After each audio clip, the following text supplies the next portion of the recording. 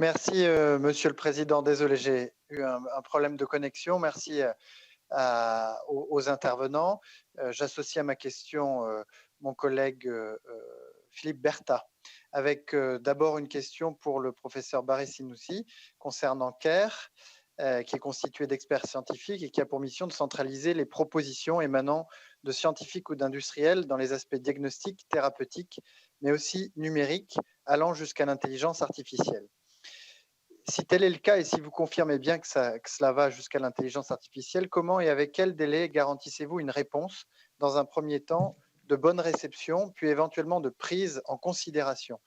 Les auteurs de diverses propositions se plaignent de ne pas avoir toujours eu, dans un premier temps, la garantie que leur message vous soit bien parvenu. Le portail innovation mis en place ce week-end par le gouvernement est-il une voie d'entrée complémentaire ou un outil pour nous permettre de sélectionner les projets? Et enfin, pour la décision scientifique, prenez-vous en compte votre seule appréciation ou basez-vous votre expertise sur un conseil scientifique ou sur les reviewers de l'Agence nationale de la recherche, du Haut Conseil à l'évaluation de la recherche et de l'enseignement supérieur ou toute autre structure d'évaluation appartenant aux différents organismes de recherche?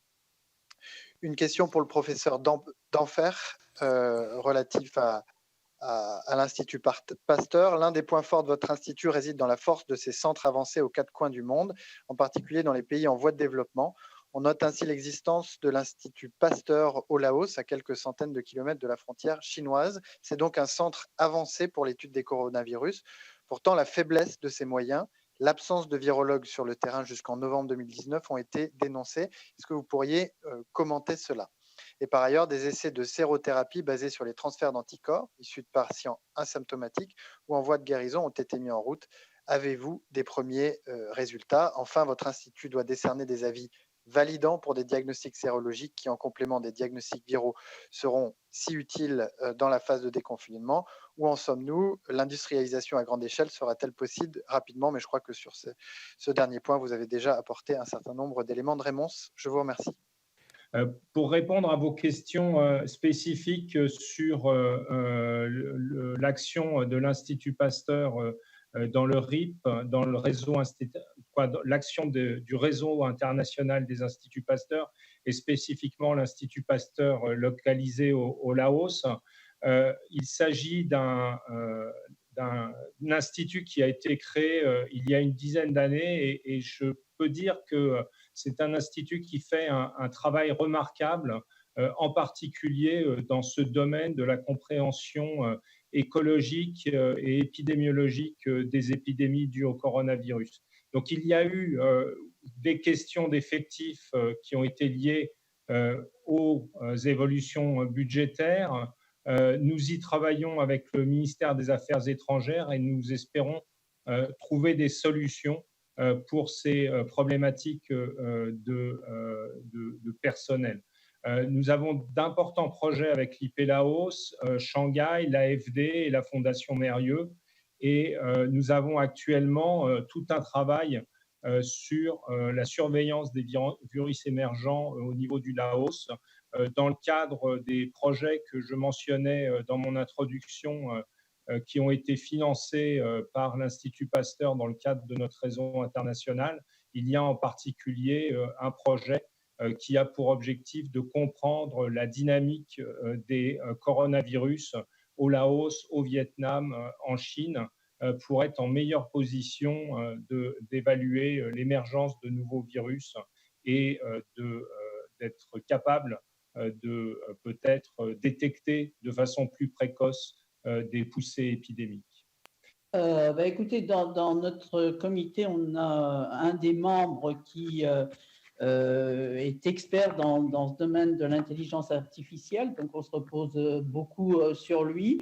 C'est une seule personne, donc tout ce qui est sujet autour de l'intelligence artificielle, en particulier lorsqu'on a une seule expertise, mais aussi on a un deuxième qui connaît assez bien l'intelligence artificielle, on s'entoure d'expertise que l'on va chercher, on va consulter finalement des experts à l'extérieur pour compléter justement les expertises qui peuvent nous manquer au sein du comité. La question qui était posée pour CARE et que j'avais notée, c'est CARE reçoit des fiches, des propositions, comme je le disais au début, et quel est le délai de la réponse. Alors là, je vais être ça va être un peu difficile pour moi de répondre parce que nous, le comité, on reçoit les fiches en question, on essaye de renvoyer les résultats le plus vite possible, en tous les cas au maximum dans la semaine. Mais on renvoie nos réponses du côté du ministère et après, je ne sais pas les délais qu'il faut pour obtenir la réponse du ministère vers les porteurs de projets. Nous n'avons pas le contact direct, pour être clair, avec les porteurs de projets. Ça a été le cas au début. Tout le monde nous contactait, ce qui crée un désordre terrible. Donc aujourd'hui, tout est centré au niveau du ministère qui nous envoie les propositions, nous on renvoie les avis et les avis doivent être retournés sur les porteurs. Alors je sais qu'au début, il y a eu un peu de retard justement à cause du désordre, d'une part qui a été créé à la création du comité et que d'autre part, il a fallu mettre en place justement avec le ministère un mécanisme de fonctionnement qui commence maintenant à mieux fonctionner qu'au début. Réellement, au début, c'était très artisanal de la façon dont nous travaillons avec des équipes du ministère, je le reconnais, ce qui peut probablement expliquer les retards. Vous posiez aussi la question sur les décisions scientifiques. Premièrement, nous, on ne donne pas de décision, on ne donne qu'un avis. La décision derrière revient justement au ministère. Nous ne décidons rien, tout comme le conseil scientifique ne décide pas, c'est les décideurs qui décident. Nous donnons un avis et vous demandiez si pour cet avis on passait par des évaluateurs. La réponse est non, puisque nous ne recevons pas de projet. Les projets sont orientés soit vers les agences de financement, que ce soit l'ANR, que ce soit le PHPRC pour les projets de recherche clinique, que ce soit la Fondation pour la recherche médicale, et eux ont leurs évaluateurs et les évaluations sont faites par les agences d'évaluation. Nous ne voyons que les propositions qui arrivent sous forme, et je crois l'avoir dit au début, sous forme extrêmement succincte. Nous n'avons pas en soi de projet. Parfois, on reçoit une proposition de 4 lignes. Et nous, sur ces 4 lignes, on dit idée intéressante à explorer ou idée à oublier quelque part. Voilà, c'est tout. Et on n'a pas suffisamment d'éléments pour faire une véritable évaluation scientifique qui, après, les porteurs de projets doivent faire un vrai projet et ensuite les soumettre aux instances. Et là, par contre, nous, on recommande d'aller vers telle ou telle agence de financement.